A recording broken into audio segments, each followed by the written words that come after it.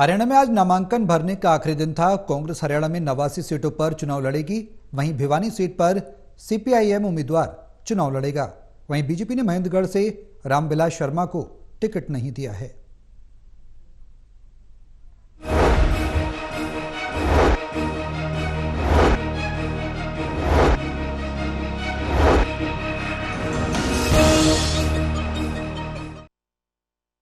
हरियाणा में बड़ा चुनावी मुकाबला हुआ तय। हरियाणा में नामांकन के आखिरी दिन आज तमाम दिग्गज नेताओं ने पर्चे भरे हैं। अलग अलग पार्टियों के नेताओं ने नामांकन के साथ ही अपनी अपनी जीत के दावे किए हैं। इससे पहले कांग्रेस ने देर रात अपने उम्मीदवारों की लिस्ट में कई चौंकाने वाले नामों का ऐलान किया, तो सुबह होते होते उन्होंने सीपीआईएम को एक सीट भी देने का ऐलान किया है। भिवानी की सीट पर अब सीपीआईएम उम्मीदवार यहां पर चुनाव लड़ेगा, तो वहीं कांग्रेस 89 सीटों पर चुनाव लड़ेगी। कुल मिलाकर ये मुकाबला तय हो गया है। इसी के साथ बीजेपी की ओर से कद्दावर नेता रामविलास शर्मा को भी टिकट नहीं मिल पाया है।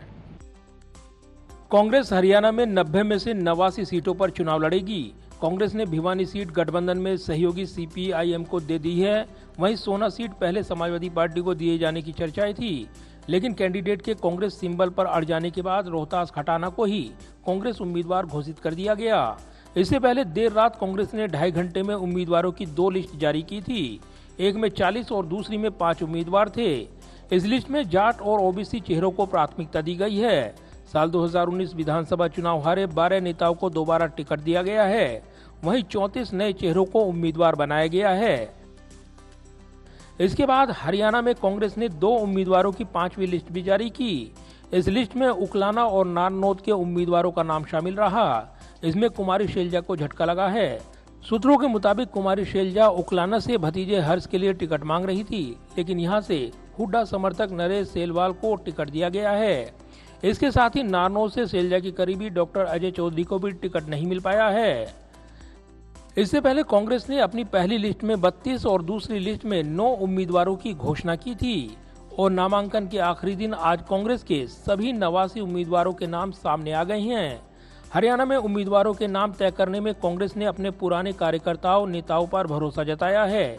वहीं चुनावी मौसम में टिकट की आस में पार्टी में शामिल होने वाले ज्यादातर नेताओं के हाथ निराशा लगी है। राव कमलबीर सिंह को भी कांग्रेस की टिकट नहीं मिल पाई है। कमलबीर जेडीयू नेता रहे शरद यादव की बेटी सुभाषिनी यादव के ससुर हैं। राहुल गांधी सुभाषिनी यादव को मुंहबोली बहन मानते हैं।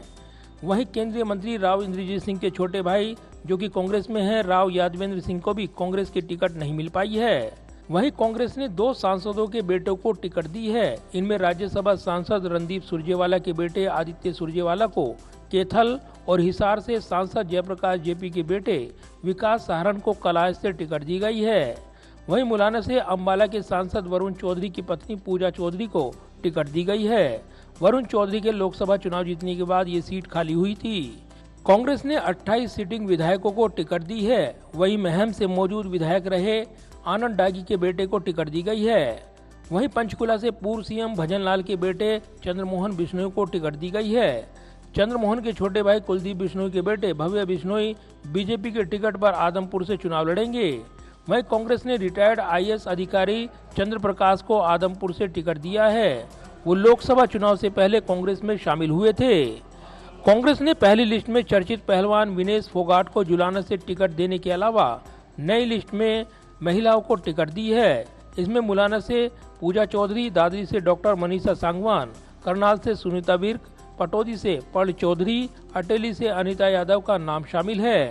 कांग्रेस ने किरण चौधरी के बीजेपी में जाने के बाद बंसीलाल परिवार को साधने के लिए पूर्व सीएम चौधरी बंसीलाल के दामाद सोमवीर शोरान को बाढ़ा सीट से उम्मीदवार बनाया है। साल 2019 में इस सीट पर बंसीलाल के बेटे रणवीर महिंद्रा चुनाव लड़े थे।